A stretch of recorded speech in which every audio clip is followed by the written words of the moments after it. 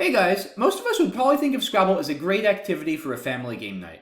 It's fun, but also competitive and intense, and provides a great challenge while also lots of room for entertainment and laughter. What a lot of casual players don't realize, however, is that there are a lot of inconsistencies in the official Scrabble dictionary that can quickly turn this fun family game night into family game fright. In this video, we're going to be going over a surprisingly large number of instances in the official North American Scrabble dictionary where a word related to one family member is valid, however, the same word as related to that family member's counterpart is not valid. And I'll be presenting each of these words in pairs and asking the viewers to guess which one of the two words is valid. So it should be a fun challenge, and I think it's going to be a lot harder than it looks. Our first battle of the video will be between SUPERMOM and SUPERDAD. One and only one of these two words is valid in the official North American Scrabble dictionary. Which one is it? Which of your two parents can be a super parent? It turns out the answer is SUPERMOM. SUPERMOM is a valid word, however, SUPERDAD is not. And what makes this one particularly bizarre and funny is that SUPERDAD is not valid, but if you switch the order of the first D and the A, you get SUPERAD, which is indeed a valid word. It's a word that means to add repeatedly. So SUPERDAD, very close to a word, and this is definitely one I've seen people trip up when memorizing words, because especially if you know SUPERMOM is valid, and you see the letters in SUPERDAD, it's easy to just assume that it has to be SUPERDAD, because it seems bizarre for SUPERMOM to be valid and not SUPERDAD, but you could not be more incorrect. SUPERDAD, not a word, it is only SUPERAD in that rack. We're going to be sticking with the mom and dad theme for our next word battle between matrilineal and patrilineal. Once again, one and only one of these words is valid in the official North American Scrabble dictionary. Whichever one of these words is valid would refer to the lineage or ancestry on that respective parent's side. Matrilineal would of course refer to maternal ancestry, and patrilineal to paternal ancestry, but only one of these is valid. And if you guys guessed matrilineal, you would unfortunately be incorrect. In this case, patrilineal is the valid word. So Dad wins this battle. The previous battle, of course, was won by SUPERMOM over SUPERDAD, but here patrilineal is valid, but not matrilineal. So now we move on to a very similar set of words that should mean the exact same thing, matrilineage and patrilineage. So you guys would naturally think then that patrilineage would be the valid word because as we just saw, patrilineal was valid and not matrilineal. However, shockingly, that is incorrect.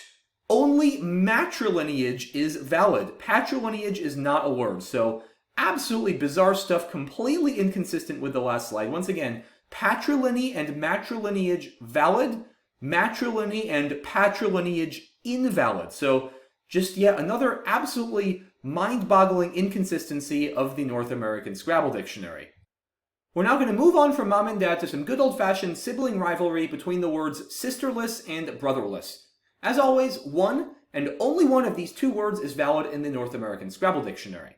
And for those of you who guessed brotherless, well done, you would be correct. Brotherless is a valid word and sisterless is not. So if you're an only child, that means, at least according to the official North American Scrabble dictionary, you can say that you're brotherless, but you cannot claim to be sisterless. So just, again, absolutely bizarre stuff, very, very inconsistent. I have no idea why this is the case, but it is the case.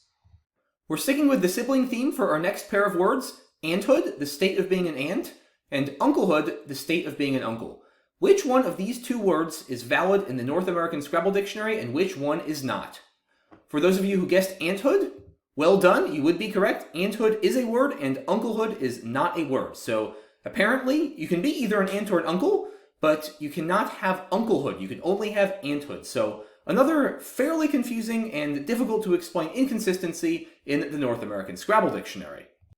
We now have a couple more generic pairs of words to conclude on before we wrap up the video.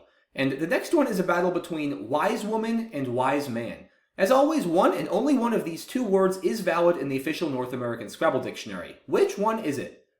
For those of you who guessed wise woman, well done, you would be correct. And does this mean that maybe Albert Einstein wasn't so smart as we thought he was, if wise man is not even a word? Well, we'll see. Because we come to now another very similar pair of words, woman wise and man wise. And this time it's a very different story. Now, man-wise is a word and woman-wise is not. So Albert says, not so fast. Are you so sure I'm not that smart? We now have one final word battle to conclude the video, fangirling and fanboying.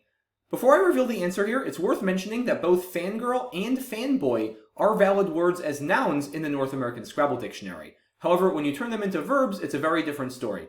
As with all the cases up to this point, one and only one of fangirling and fanboying is a valid word. Which one is it? For those of you who guessed fangirling, nicely done. That is correct. So apparently, when you go into a big crowd at a concert, all of the guys in the crowd who I've here marked with red X's, they're doing something wrong because fanboying is not allowed, at least as far as the official North American Scrabble dictionary goes. So again, pretty bizarre stuff, pretty inconsistent. I have certainly seen plenty of guys in big concert crowds, myself included, having a really good time watching artists they're a big fan of. So a little bit disappointing if you ask me, but you know, it is what it is, and that is the North American Scrabble dictionary for you. A lot of fun, cool words, but also a lot of very perplexing inconsistencies. So there you have it, guys. That's it for this video. I hope you enjoyed it and got a kick out of it and learned a few new intricacies about Scrabble.